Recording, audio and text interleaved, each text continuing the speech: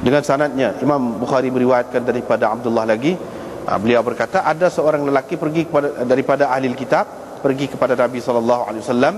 Dia pun kata, wahai Abul Qasim, sesungguhnya Allah memegang langit di atas satu jari, dan bumi di atas satu jari, pokok di atas satu jari, dan bumi di atas satu jari, dan makhluk di atas satu jari. Kemudian Allah berfirman, Anal Malik, akulah raja sebenarnya. Ketika itu aku nampak Nabi SAW ketawa sehingga kelihatan gigi-gigi belakangnya. Thumma qara'a wa ma qadarullaha haqqa qadrih. Begitulah.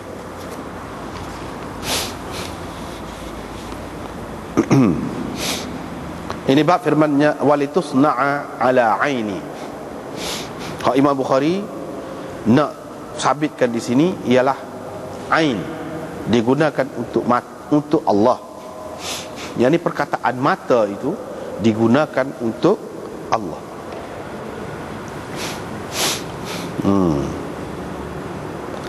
Jadi tidak salah kalau dalam hadis ada disebutkan perkataan mata untuk Allah, sebab dalam Quran pun ada. Dan ini termasuk dalam akidah. Ini juga termasuk di dalam bab apa? Mutasyabih. Hadis mutasyabih ataupun ayat mutasyabihat. Kalau hadis sebut lagu ni mutasyabih. Kalau ayat Quran mutasyabih juga. Dalam menyelesaikan masalah hak mutasyabih ni, boleh dikatakan ahli sunnah dia ada beberapa pendapat lah. Ada beberapa pendapat. Yang pertama, hak lagu ni aini ni kita tak boleh kata lagu mana-mana. Dah Tuhan sebut gitu, kita terimalah. Kita terimalah hak Tuhan sebut gitu. Mana tak sampai di akal kita. Apa maksud dia ni? Apa maksud dia? Tak sampai fikiran kita. Yang kedua, dia memilih jalan takwil. Hak ni lah orang panggil khalaf. Jadi kalau mata itu ditakwilkan, iaitu kinayah kepada basar, melihat, sifat melihat.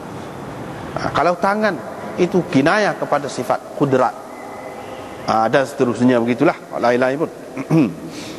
Hak sah lagi, maknanya dia bila dia kata mata, kita katalah mata, tetapi mata yang tidak serupa dengan makhluk. Bukan kita tak boleh kata, kita boleh kata, sebab dia guna bahasa tu bahasa Arab. Dalam bahasa Arab, hak ni makna dia, hak utamanya, hak asalnya ialah mata. Jadi kita boleh katalah mata, tetapi mata yang tidak seperti mata makhluk. Itu mata yang sesuai dengannya. Jadi mata tu gapo? Maksudnya sifat dia.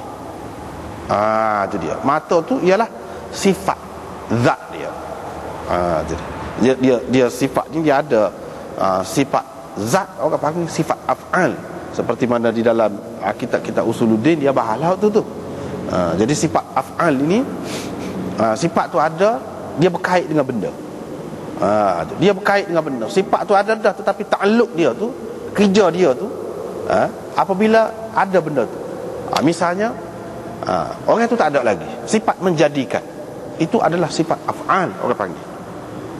Kuasa tu ada dah pada dia, memanglah. Kalau dia nak buat dulu pun boleh, tak ada apa. Cuma hikmat dia tidak nak buat pada masa tu. Dia nak buat pada tahun 2008, misalnya kita kata. Jadi pada ketika 2008 tu, sifat af'al dia tu, khalq dia tu, menjadikan itu berlaku pada tahun 2008 tu. Yang ni dari segi ta'alluq dia, kerja dia tu. Bukan makna sifat tu tak ada sebelum pada tu, tetapi nyata ataupun berperanan sifat itu pada ketika dia nak guna. Begitu. Itu sifat af'al. Jadi menjadikan manusia tu tidak daripada awal lagi, menjadikan bumi gapo tu hak mana-mana baru ada dan hak akan datang ada. Tidak. Dulu tak ada. Jadi bila dia menjadikan, pada masa dia jadi itulah. Jadi ta'alluq apa tu orang panggil kalau dalam istilah kitab Usuluddin, dia panggil ta'alluq. Kerja Kerja sifat apa? Kerja sifat af'al orang panggil. Sebab menjadikan, mematikan, menghidupkan bila berlaku tu. Itu. Jadi sifat tu nyata pada ketika dia nak adakan, matikan, hidupkan, bagi rezeki dan sebagainya. Itu semua sifat af'al. Ada juga sifat zat. Sifat zat maknanya memang ada pada dia, tak ada kena-mengena. Sama ada hak akan berlaku ke, dia akan buat, dia apa, hak tu tak ada pada dia. Misalnya sifat ilmu, sifat melihat, sifat mendengar, itu sifat zat dia tu. Kuasa, dia tak ada nak agama-agama pun memang ada pada dia. Gitu. Memang ada pada dia. Tidak kemudian, tidak dulu, tidak agama dia. Sekali dengan dia. Bukan baru ada sifat itu. Kerja dia pun lagu tu juga. Dari segi kerja dia tu bergantung kepada benda. Misalnya kita kata dia benda hak tengok. Sebelum ada tu berkait dengan tengok lah. Selepas ada tu berkait dengan tengok tu lah. Benda hak ditengok tu, yang ni mubsarat orang panggil. Bila ada benda hak wasa tengok tu, pada ketika tu dia melihat. Sebelum pada tu pun dia melihat dah dengan cara dia. Bukan kata sifat tu tak ada sebelum pada tu. Dah. Sifat tu ada dah. Begitu. Jadi kita nak faham, jadi hak ni sifat ke apa ni, sebab kita lah sifat melihat. Ketika kita tak tengok, kita pejam. Sifat melihat tu ada dah. Kalau kita nak tengok, boleh dah. Tapi kita tak tengok pada masa tu. Misalnya kita kata kita pejam, sifat tu ada dah. Kalau kita celak, kita tengok lah pada masa tu. Kalau ada benda yang jenis kena tengok tu, orang panggil mubsarat.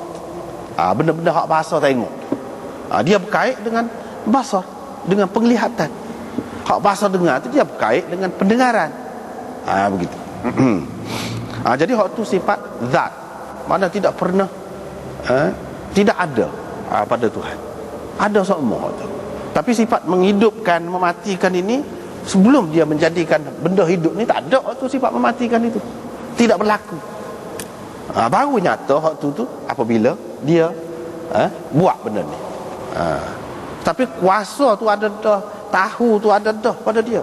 Dia nak buat bila, bukan dia tak boleh buat pada masa lalu. Itu hikmat dia lah. Jadi itu ain ini mengikut ulama usuluddinnya, dia kata apa nama ni, sifat zat, sifat zat Allah Subhanahu Wa Taala. Itu dia.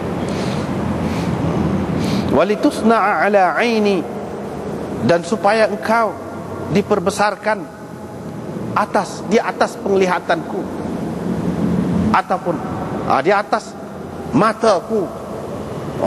Itu dia. Di atas mataku. Jadi maksud di atas mata tu kita terjemah gitulah. Sebab tadi ada beberapa pendapat. Satunya kata kita tak boleh nak terjemah, kita kena kata gitu, litusna'a ala aini, supaya, maknanya kalau kita nak kata kod Melayu, kita kata gini, supaya engkau tu maksudnya Nabi Musa di sini. Nabi Musa tu kan mak dia pergi suruh tahu laut tu, sungai tu, laut laut Qulzum tu. Lepas pada tu diambil oleh keluarga Fir'aun kan. Jadi dia ni diperbesarkan atas mataku. Jadi diperbesarkan atas ainku. Jangan terjemah mata. Ain tu tentu dah sebut. Ain itu apa hakikatnya kita tak tahu. Itu dia. Jadi kita terjemah gitu. Sebab takwa jangan terjemah takut. Takwa begitu. Tapi takwa tu tak ada kena dengan sifat Tuhan. Hak ni kita kena kata ain gitu. Ain. Jangan terjemah. Itu pendapat yang pertama. Hak ni akal kita tak sapa. Kita terima tu sebab ada di dalam Quran, dalam hadis tu. Dan dia kata lagu tu, kita tak berani nak kata lagu lain. Takut-takut salah. Itu yang pertama. Yang kedua, supaya engkau diperbesarkan di hadapan di hadapanku, yakni dengan perhatianku, kawalan dan penjagaanku. Itu makna aini. Mana dia takwilkan mata tu sebab kita kata atas mata kita berani buat, atas mata orang buat. Mana depan orang ramai, di khalayak orang ramai. Begitu bukan makna atas mata tu. Atas mata kau tak ada mana lagu tu. Maksudnya gitu. Ini cara khalaf. Satu lagi, dia memang kata mata lah boleh terjemah. Kalau tidak, mata tu makna ke dia, ain tu makna ke dia. Orang Arab akan faham. Mata jadi kita boleh terjemah lah. Tapi mata apa ni, Imam Abu Hanifah kata ain lahu ainun la kal uyun, huwa syai'un la kal asya'. Itu dia. Dalam kitab dia Fiqhul Akbar tu, Tuhan tu ainun tetapi tidak seperti uyun, mata-mata yang lain. Tuhan tu sesuatu tapi tidak seperti sesuatu yang lain. Sebab apa yang kita kata dia tu sesuatu? Sebab ada dalam Quran. Gitu. Tapi kita boleh terjemah. Kita boleh terjemah. Jangan ingat walaupun terjemah tu mata tu mata seperti makhluk, tidak. Kalau kita terjemah dengan mata tu dengan makna perhatian, makna penjagaan, kawalan, penglihatan, itu takut jadi kita persempitkan makna dia. Kalau pun betul, apalagi kalau tak betul, kita tak tahu. Jadi hak ni yang ketiga ni dipilih oleh kebanyakan ulama. Jadi salaf dia serah. Dan dia kata mata-mata lah, tapi mata yang layak dengannya. Yang layak dengannya.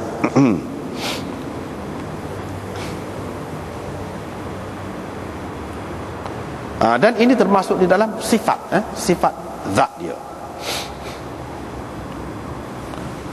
Dan firman Allah, tajri bi a'yunina.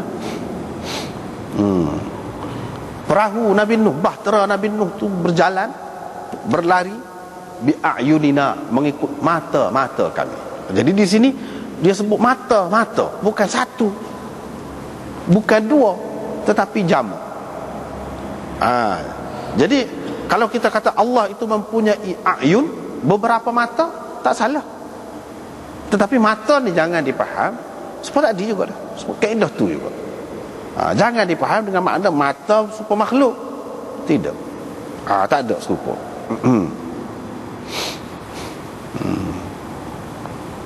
Jadi hak ta'wil dia kata dia berjalan mengikut kawalan, perhatian kami. Jadi bila Tuhan perhati, tak jadi masalah lah. Tak using lah bila Tuhan perhati. Jadi sebutkan mata maksudnya yang lazim. Apa yang lazim. Jadi guna hak ni secara dia panggil dalalah iltizamiyah.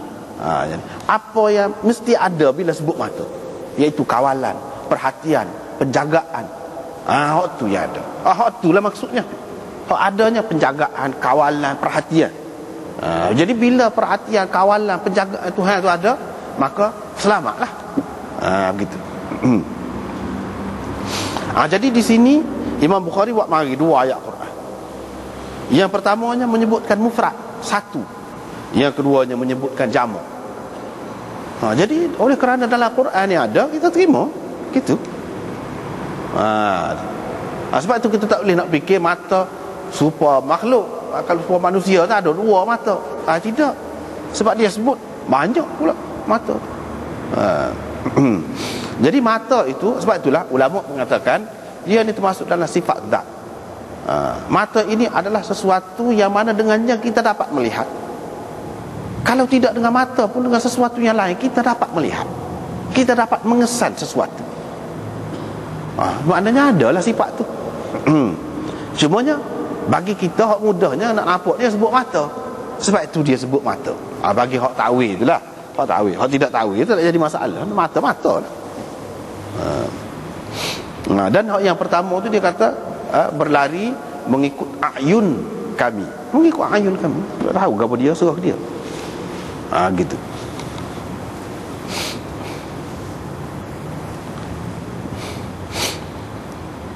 Riwayat daripada Abdullah, pernah disebut Dajjal depan Nabi SAW. Dia kata Allah SWT tak tersembunyi lagi kepada kamu. Mana kamu memang tahu dah kan, mengaji molek dah, akidah tu kamu tahu dah. Itu makna la yakhfa alaikum, kamu memang sudah tahu. Iaitu Allah ni tidak buta sebelah matanya. Tidak buta sebelah matanya. A'war tu makna buta sebelah mata. Dia pun isyarat dengan tangannya ke mata dia. Adapun Masih Dajjal